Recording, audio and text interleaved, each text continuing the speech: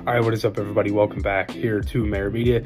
My name is Chris Maher. Going to be talking about 5 reclamation projects that could work out for the Flyers this summer. Starting off at number 1, and the pretty obvious choice, Patrik Laine. Laine, 26, has 2 years left at 8.7, a 10-team no trade, obviously right winger, 388 points in 480 games.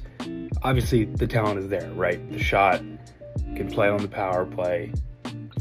Defensive issues and what seems like that's maybe been a little bit of a problem for Laine in his career. He's been with 2 teams that aren't necessarily, I guess, molds for being very good at developing players and things like that in Winnipeg and Columbus. Columbus has, obviously had issues since they come into the NHL, and the Jets, they haven't necessarily been a great team since they've come back into the NHL. They had that 1 year, 2018, they went to the Western Conference Final, lost to Vegas, but outside of that, they've kind of been all over the place, right?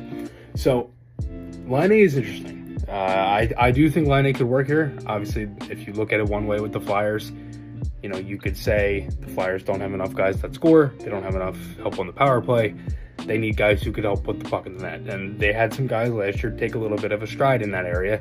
And you obviously want to add to that. It's another rebuilding year. Why not try it, right? The issue, there's 2 things. Some cap gymnastics, right? Because they had 8.7, 10-team no trade. You're going to have to do something there. And also, he's a right winger.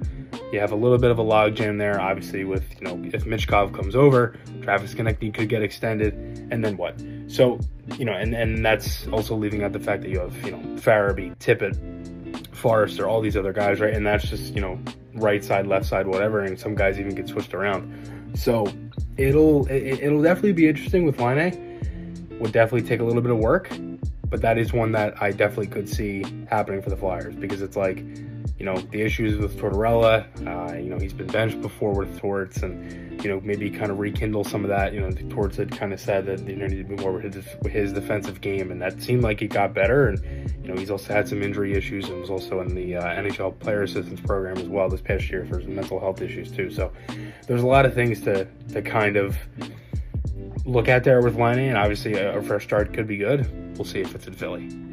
Second here on my list is Barrett Hayton, 24 years old, RFA this summer with previously Arizona, now Utah. Can play left wing, center, has 84 points in 209 career games, has some pretty good AHL numbers.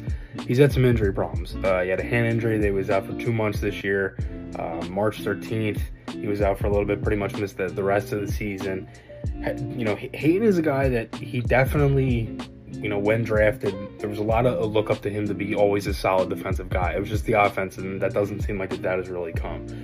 Some just kind of going back a little bit here to his draft year. This is from Adam Kimmelman. He had a plus 24 rating, won 49.9% of his faceoffs, and he's used to playing against the opposition's best.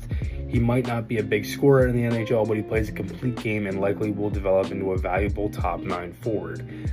From Craig Button, a complete center who plays the game with very good skill and has an outstanding feel and sense for all situations.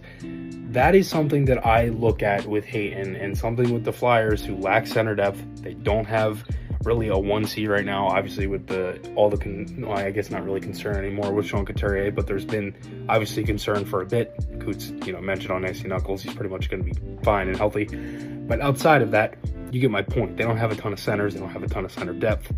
You have Frost, you have Cates, you have Lawton. You have a couple other guys that can maybe switch in here and there, but nothing really crazy, right?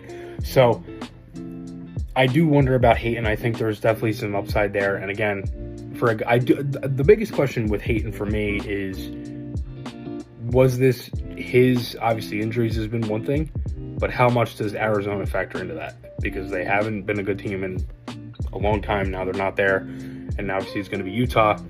That's definitely one that I would look at for sure. Third here on my list, and this is a different kind of name that I don't think has really been floated around a lot, and I've thought about it before. Had a really good World Juniors a couple years ago. He really impressed me. 𝐅𝐿𝐷, 23 years old. He fits into the Flyers type of mold. He's an RFA this summer. Plays center. He's only played 32 NHL games. And really, to put that into perspective, that's only 3 more than Ronnie Attard. So that's something that I really, really look at and say, hey, this is a guy who, has not really played a lot in the NHL, right? Can play center. He's kind of been kind of been hard for him to make the Kings. I mean, the past couple of years, they try to compete. They've had some other guys in their centers. They had a pair of Luc Dubois. They have Quentin Byfield, right, who's kind of taken a little bit of a step. I think he plays more wing now, but still, you know, Arthur Kaliev has kind of fit into that fourth line role is what it seems like for the most part with the Kings. I don't watch a ton of Kings games. I could be wrong on that. But again, from him getting drafted, this is from Chris Peters. Again, back on Scouting Report, he said, when healthy, 𝐅𝐿𝐄 is an absolute beast who plays bigger than his size. He also has exceptional hockey sense that makes him both a scoring and playmaking threat. Again, there's a lot of little things that kind of come with 𝐅𝐿𝐄. He's a guy that I look at that's like, hey, he hasn't played a ton, hasn't really had a chance to really show his skill, I don't feel like. I mean, I think he only has maybe 4 NHL points in his career, again, 32 games. He's a guy that definitely I could see and be like, hey, let's see what we can do. The Flyers have a little bit of ties with the Kings. I mean, they made that trade a couple years ago, or not a couple years ago, but last season with Ivan Provorov going the other way in Columbus and the 3-team deal. That's something that I would look at for sure. Fourth on my list here is Cole Perfetti from the Jets. 22 years old. He's an RFA this summer, can play center, right wing, has 75 points in 140 NHL games.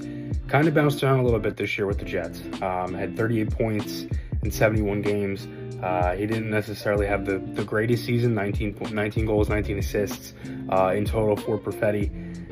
Seems like a guy that just could need to change the scenery. Like I wonder with the Jets, and obviously they've tried this year to compete, try to win the Stanley Cup, at least kind of get into that area of being able to contend again. They had a pretty good season, and Perfetti it just seemed like he kind of meshed in a different way, and it just didn't seem like it really clicked for him.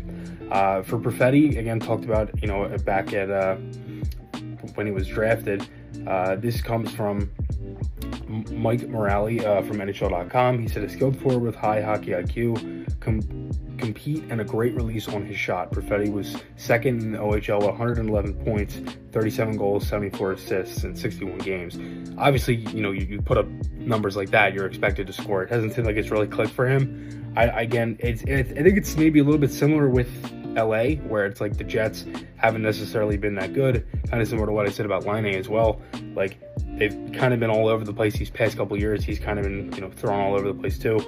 Obviously has the skill. It's just, can he show it if he gets the ice time? And that's another guy that I would look at for the Flyers as well. And the last guy here on my list, number 5, Peyton Krebs. He's 23 years old, can play center, left wing, RFA this summer. You've seen the theme here. There's a lot of RFAs. He has 66 points in 215 games. This is from Chris Peters from ESPN. He said, Krebs is a skilled play-driving forward who uses his special hockey sense and vision to make those around him play better. And then this is from Hannah Stewart. Despite playing on a dramatically bad team, the Kootenay Ice won 13 of 68 games that season when Krebs was drafted. Krebs averaged more than a point per game, and over 70% of those were primary points. That's not easy to do, especially a draft-eligible player. Very true. It's definitely a good point. He seems like a guy who's just kind of struggled since he got in the NHL. Hasn't really been able to show the offense or really anything like that. Again, similar kind of thing. He's been on Buffalo and was traded right out of Vegas right away in the 𝐼𝐾𝐒 deal. So there's a lot of things here. The RFAs, I do think, make it easier for the Flyers because you just have to trade for their rights and then you work on a contract from there. I don't think if you got any of these guys outside of Laine, it would be that difficult of a trade to make, especially, again, like I said, they're all RFAs. You're just trading for rights. You don't even have a contract signed for them unless there's something like 𝐷𝐿𝐄, for example, right? If there's a sign and trade or something in the works, that's obviously a little bit of a different story. But it's definitely something to definitely keep an eye on. These are a couple of guys that I would take a look at. Let me know what you guys think below. Thanks everybody again for all the support as always. Make sure to check out Maher Media for all things Flyers and the NHL. I'm Chris Maher. Thanks so much for watching, and I'll talk to you guys all again soon.